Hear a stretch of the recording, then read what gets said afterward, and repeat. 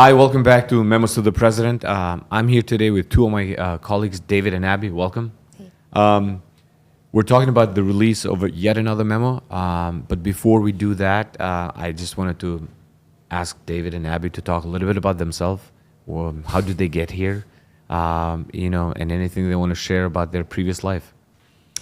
Sure. Yeah, I can start. As I think the saying goes, looking back on your career, it makes sense looking back on it, but when you're going through it, it's a very circular and winding path. But fresh out of grad school, worked at a small, scrappy NGO for a couple of years, and then worked. Which one, David, by the way? The United Nations Association. Oh, okay. And so it was a great introduction, actually, It's in DC, right? It's in DC, yeah. It's a great introduction to just the vibrant NGO community that's in DC. It's a grassroots-based organization, so did a lot of community building, that kind of thing. And then pivoted to a very different kind of company, which was a government contractor. It was called Computer Sciences Corporation at the time. Now it's called DXC Technology. But that was really my first exposure out of college to working with uniformed service members and getting more familiar with just working with the military, understanding what all the stripes and stars on people's collars and shoulders means. And that really got me more interested in working closely with DoD and the national security community from there. And I was out at Fort Belvoir, which is a major U.S. Army hub. From there, then started working for the IC at the CIA. As a China analyst. And wow, this was back in 2010 now. And really from then on, joined the State Department and was a China watcher through and through and watched this amazing progress or progression of U.S. policy toward China over the past 15 years. And here we are with technology at the center of the competition, at the center of the bilateral relationship, and we're here in the middle of it also, here in Crystal City. Yeah. How about you, Abby? Yeah, I have been interested in national security and foreign policy since undergrad. Went to GW and then was working at think tanks. I was working in some management consulting, strategy consulting in DC, mostly thinking about the Middle East and working on Middle East policy. Decided to take a break for grad school, zoom out a little bit, look at international security and strategy more broadly. And I was working with a professor in grad school that just had an amazing strategy mind and spent her career in the Pentagon working with you, Illy, Abigail Linnington. Yeah.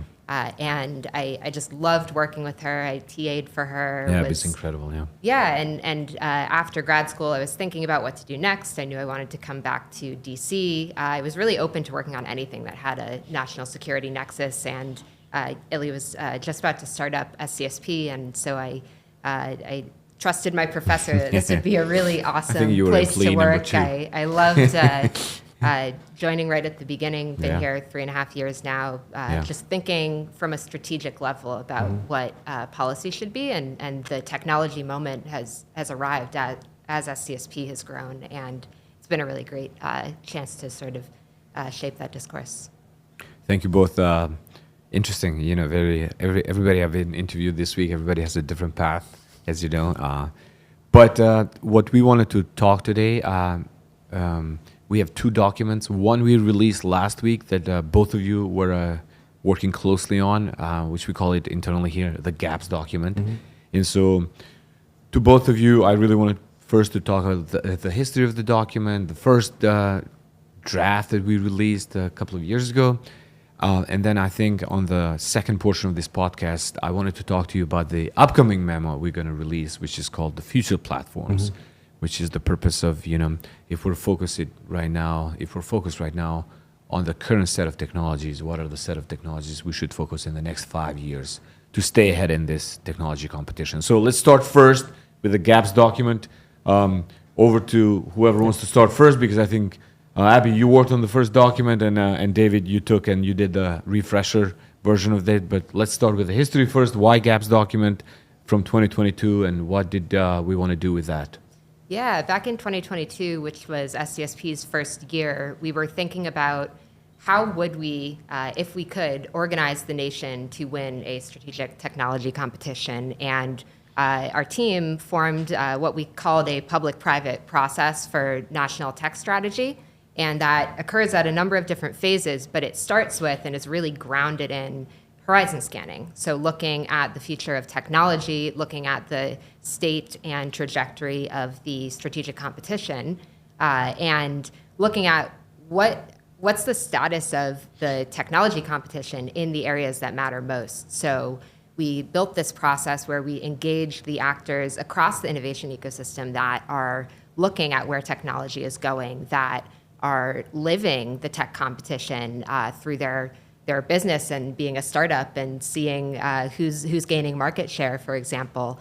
And so we realized that technology gaps and sort of who has the lead, where are the trends pointing, is really something that can help ground the prioritization of technologies. We identified a list of 6 battleground tech sectors that are sort of at a general purpose technology level that are really important. AI, networks, compute, energy, biotechnology, and advanced manufacturing. And back in 2022, we looked at subsector competitions within each of these sectors. So things like internet platforms or battery technology or fusion energy. These are all happening in these buckets of technologies that will drive the future of innovation and shape the technology competition.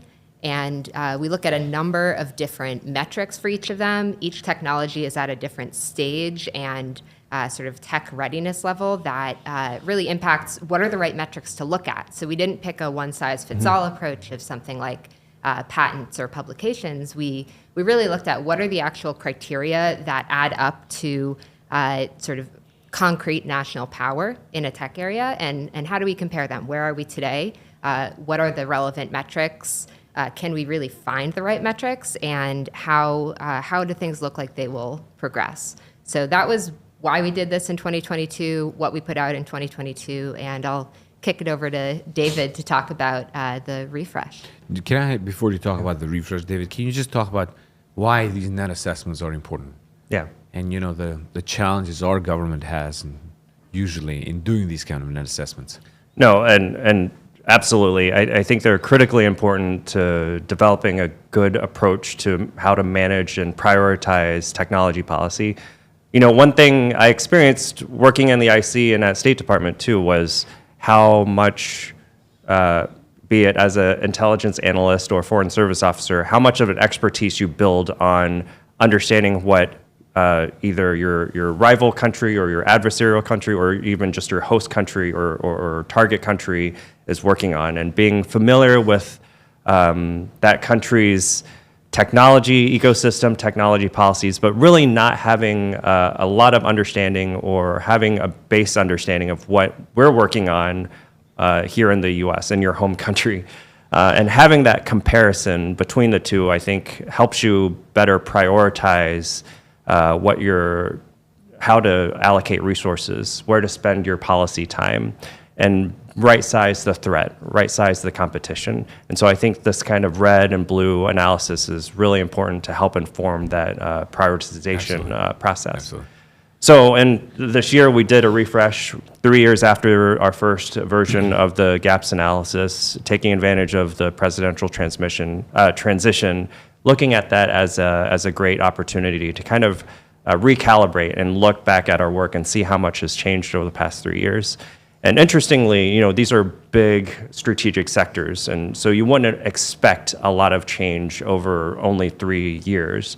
But by our analysis and by our judgments, we did see some big movements in some of these sectors, AI being one of the biggest ones, right? ChatGPT, generative AI really has changed the script on a lot of things. And in terms of the comparative analysis, I think it almost changes month to month on who is ahead and who is behind. And so we called that in our latest assessment, AI is firmly in the contested space. Right. But there's some other spaces where we're seeing some interesting movements. Internet platforms, for example, an area where the US has long dominated the global market in terms of having the prevalent internet platforms. But recently, over the past 3 to 5 years, we've seen the rise of Chinese mobile applications, of which they've had a thriving internet ecosystem inside of China. But the trick has always been how China is able to break out of its protected domestic market into the global market and compete with U.S. competitors. And we've seen that with the rise of companies like TikTok, Temu, Shein, these kinds of things. And that wasn't anything I don't think any of us could have predicted 5+ years ago. Can you talk a little bit about one of you, I think maybe David, maybe Abby. I like how we frame contested. So we don't say, leading or it's a draw or like losing, but we call these contested technology environments. What does it mean contested in this space? Start. Yeah, I think for each of our judgments in this gaps analysis, we also have confidence levels. Yeah. And this is something that the IC practices in its exactly. assessments as well. Can you which just is talk, because I mean, for people that have not ever seen an intelligence document or have never worked in the intelligence community, what are the layers? Just high, medium, and low confidence. So, and it's relatively straightforward and self-explanatory. But for example, in our gaps analysis, we called that internet platforms U.S. is leading with high confidence, but it was trending towards contested, and I think we said it was medium confidence that it was trending, and that just reflects again just our judgment. This is all an art, not a science, right? There aren't specific numbers I can point to, and this reflects that art aspect of And we this haven't talked how analysis. difficult it is to do a net assessment on technology because, coming from DoD, in DoD, it's much easier to do these net assessments because you count our tanks versus their tanks, their aircraft versus our aircrafts. But technology, especially, the China piece is really because it's not all 1 equal 1. Right. And so these judgments, as you said, are really not scientific, but it's more like a judgment call in terms of like the information we have. Yeah, the other thing I would add to what makes something contested is I think in all of those technologies, both countries really possess competitive advantages. They both sort of have natural sort of areas that they are really good at in part of that technology stack. It might be at different parts of the stack. It might be in terms of the invention versus adoption. But one thing that strikes me as I look at our Venn diagram is that the areas where we say China is leading, advanced batteries, 5G, commercial drones, advanced manufacturing, those are all really measures of deployment and their ability to really adopt and deploy technologies. If you look at where the US is leading, internet platforms, even though that might be trending towards contested, semiconductors, synthetic biology, fusion energy, quantum computing, these are more sort of either digital technologies or they're really early stage. And the game right now is invention. But things become contested as we move along the TRL level towards adoption and deployment. And if we look at the red side of the Venn diagram, that's not where we've been doing great the past 5 years. Right. Last questions on this. And, for those of you who have not seen, we have this Venn diagram we produce with 3 sort of like categories. China, where they're leading, the contested, so like the middle space, and then where we lead.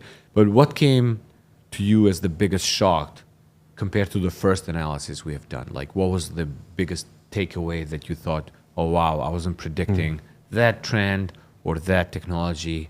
I might be a little biased because I spend a lot of time thinking about it, but the amount of progress China has been making on fusion energy, I think, is really shocking because it's still very early stage. It's in sort of the early TRL levels, but China is out investing us, and that's starting to really matter and make a difference, even though we have the world's leading companies and labs, and we achieved ignition at a national lab.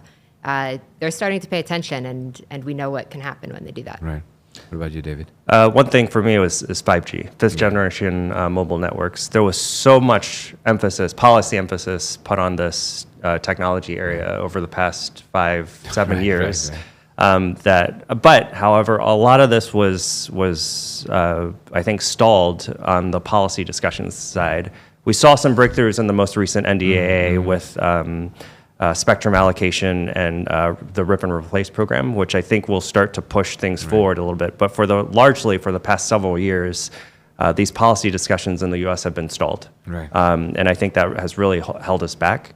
And I think that is really what pushed us also to, in the 2022 version of the Venn diagram, we had 5G moving toward, in the China leading space, but moving toward the contested space. In light of some of the stalled policy momentum over the past several years, that kind of pushed us to put 5G back towards trending toward China leading. Right. So that was kind of a surprise for me, as seeing the trajectory of that sector in particular. Right. I mean, as you know, I think my two shocks are EVs, obviously, just because of what we have seen in the last 2+ years, and we've talked a lot about this, is China really coming out strong in the global market with their EVs, which are really good EVs. I mean, these are not vehicles to underestimate in terms of quality and capability, I would argue. And then robotics, advanced manufacturing, which I think we still don't pay enough attention to how critical this is for the future of our country, the manufacturing piece, and everything else. So David, in 2022, and we came up with a list of technologies that we analyzed.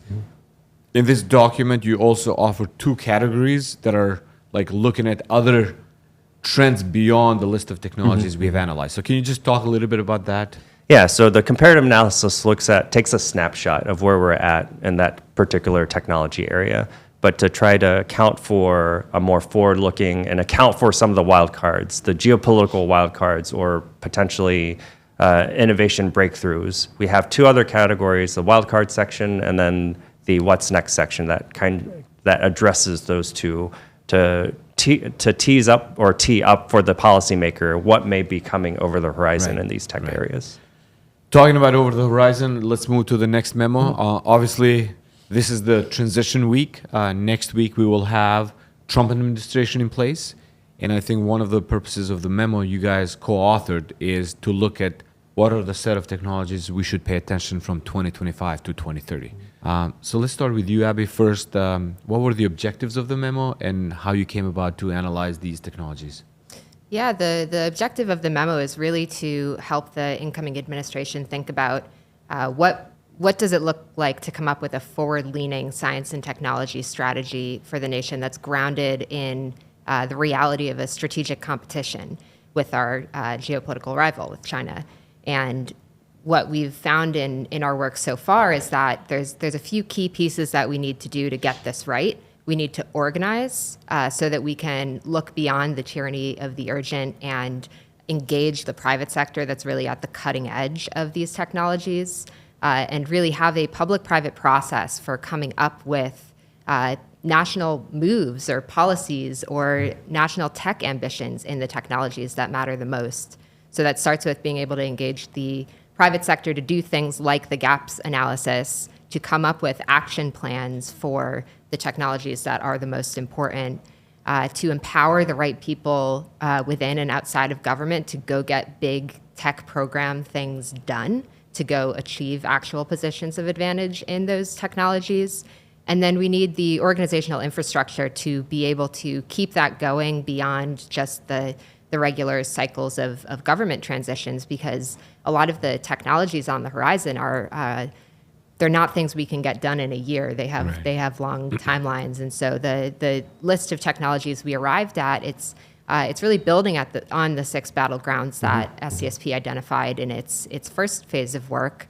But I think sort of the next level of detail, and the thing that we are all really starting to see in the discussion today, especially with AI, is the importance of infrastructure, and in getting the infrastructure right for the deep technologies that are coming along the way. We, up until a few years ago, maybe we had enough compute power for AI, but that's running short, or energy, but we need more of that, and we're not very good at building things fast. So I think that's really the main sort of change and emphasis that we would make now, is this infrastructure layer. Right. David? And I think this really builds off of the analysis that we came up with through the gaps analysis, in the sense that if you look at the Venn diagram, the areas that the U.S. is ahead and the areas where China is ahead, you'll see a stark difference in the sense that the U.S. is always leading or tends to lead in innovation. China tends to lead in deployment and scaling of technologies. Time and time again, China has taken U.S. innovation, leaned into its industrial manufacturing base, and scaled it beyond what the U.S. is capable of. So in this memo, we put this emphasis on scaling and deploying as part of what we envision as a national science and technology strategy. Like Abby said, you need to be institutionally organized. You need to invest in R&D tools to help you innovate. You need to build the infrastructure required to keep that momentum going. You need mechanisms and frameworks in place to help you scale and deploy that technology. And then, of course, through and through, you need to keep you need to maintain security, cybersecurity, supply chain security, research security as you carry out all of these endeavors. And so this new memo, we delve into a couple more forward-looking technologies that we think the U.S. should focus on, including on the R&D side, self-driving labs, on the infrastructure side, bioreactors. On the deploying side, we tee up this idea of an innovation zone, building on a lot of the place-based innovation initiatives that the USG has already undertaken, but with a focus on deep tech, hard tech, infrastructure-heavy, CapEx-heavy technology infrastructure that we need to invest in to keep our innovation power strong. And just to add one more thing, the moves that the nation needs to make here, it's not just technology moves, but there are sort of bureaucratic and regulatory moves we need to make to clear the path to be able to build and deploy technologies. So a lot of this can happen at the state and local level, and this regional innovation zones idea is really about empowering the parts of the country that feel like they have a community, they have the technological expertise, they have sort of the right balance of local ingredients to be a first mover in this technology area. We should really be enabling that kind of thing to happen for autonomous vehicles, for robotics, for biomanufacturing, for all of these areas. And then we can really see where are going to be the Silicon Valleys or sort of major tech hubs, major tech areas within the nation for this next set of technologies. Last question about the memo, and maybe more about your personal insights, is if you would make one bet in one technology for the next 5 years, something that is really, you care deeply, you're passionate about. I know, Abby, you care about biotech, but like in the next 5 years, if you would say like, hey, this is the one area that I think a lot of people are not paying attention, but it has huge potential, what would that be? Why don't you start first? Yeah, I think we need large-scale biomanufacturing infrastructure. There's some really interesting stuff already starting to happen in interesting public-private models in the U.S. where there are large or medium-scale bioreactors available for small startups or university spin-outs to really try to grow their product. But biomanufacturing will allow us to potentially design out supply chain vulnerabilities in everything from critical minerals to agriculture. And we can't do that unless we have massive fermentation tanks and the right equipment to be able to do that at scale. We can do a ton of really tiny scale stuff right now. I can see the passion, Abby. With the infrastructure and AI to drive it, that's a really massive opportunity. Absolutely right. David?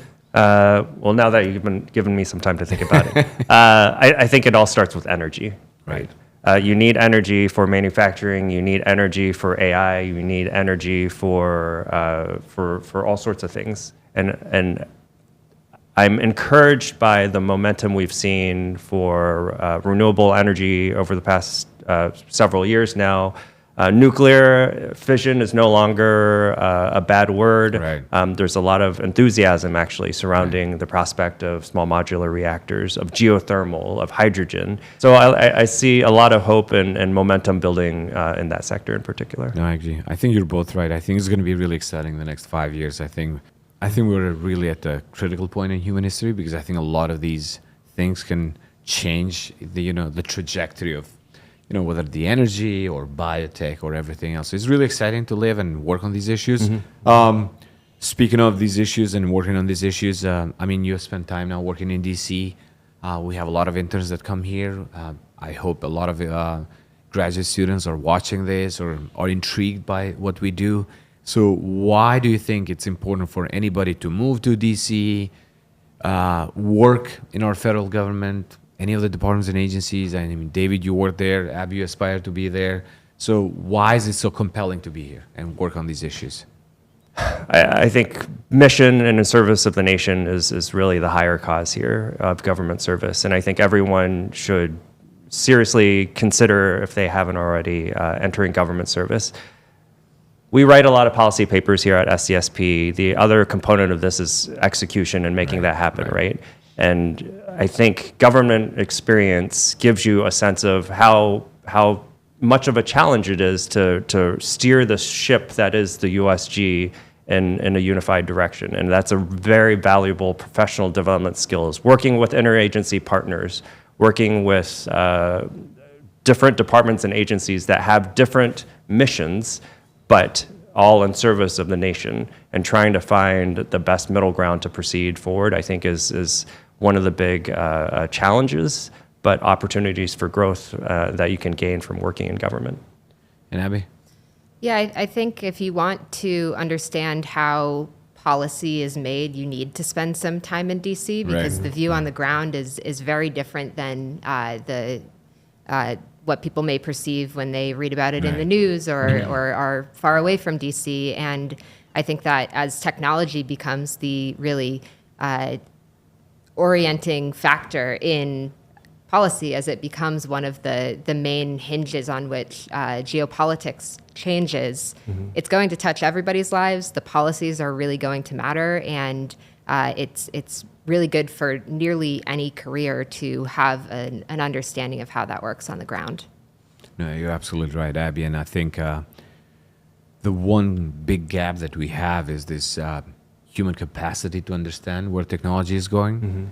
And so I think what we try to do here at SCSP really is bridge that gap with people that are executing the policies, but also building the policies. So I thank you both for everything you have done.